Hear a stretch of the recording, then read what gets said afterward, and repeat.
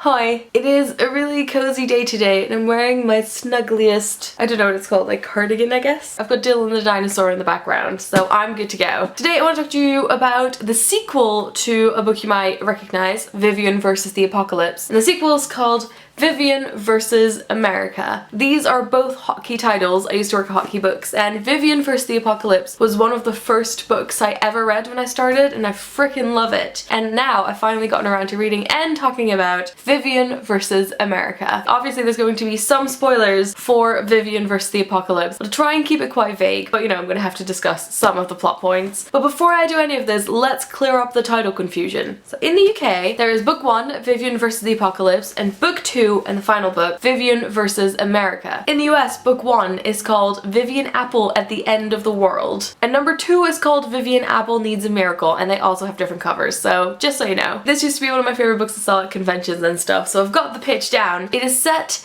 in the US. There is this big religious cult that has predicted that the Rapture is going to happen, so people are scrambling and quickly joining the cult. And Vivian goes to a mock Rapture party one evening, and when she comes back the next morning, both of her parents have disappeared and there are 2 holes in the ceiling. This whole book is about Vivian and her best friend Harp trying to figure out what the hell has happened. This includes a road trip and them meeting quite an attractive boy called Peter. It's also fun, but it's also quite confusing and scary, and it ends with them basically figuring out that the whole Rapture is in fact a hoax. So this is when we move on to book 2. Vivian has traveled across the country to LA, where sort of the main bit of the Church of America resides, all the leaders. She's discovered that her mother is still alive and that she has a half-sister, and she joins a rebellion group when she gets to LA. And this group is trying to plan to overthrow the Church of America, who very usefully have predicted a second Rapture, so if people get on board now, they can still be saved. The thing that sort of made all of this possible is that there were a lot of natural disasters happening, so there's huge forest fires and tornadoes, and it does seem like the apocalypse is going to happen. Also, Vivian's love interest,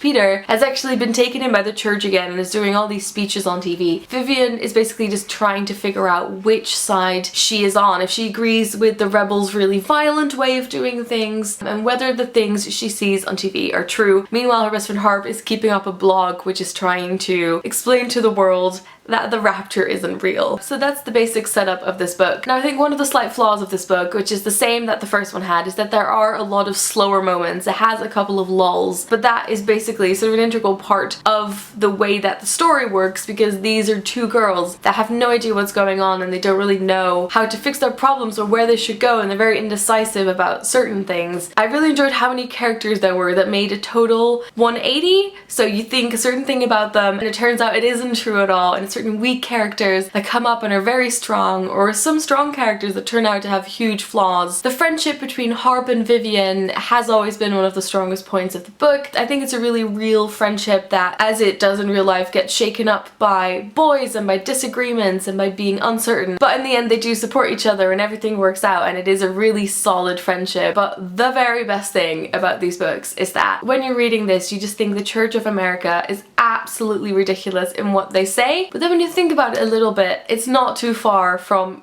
for example, what Donald Trump is saying on TV at the moment. This book almost seems like a parody of the real world, but it hits a little bit too close to home. The whole culture that is happening around this church, how they have like a line of clothing merchandise that you should buy because you'll definitely make it on the second boat if you're wearing the right shoes, and they have all these magazines for young girls where they talk about, you know, what boys want in girls and how you should be virtuous, and they've got pop stars that they've completely bought that are sort of selling this very specific message for them. There's this bit where they find a magazine. She says, "I recognize the cover. We devoured it months ago back in Pittsburgh, laughing over lists like 100 reasons demure girls have more fun, and how to tell if your best friend is doomed to eternal torments in the pits of hell." There's also a very, very satisfying scene towards the end that features Vivian and a sledgehammer, and that's all I'm going to say about that. Basically, I really enjoy these. I think these are 2 that you can definitely just immediately read back to back as the story continues straight from this one into this one. It just has some of my absolute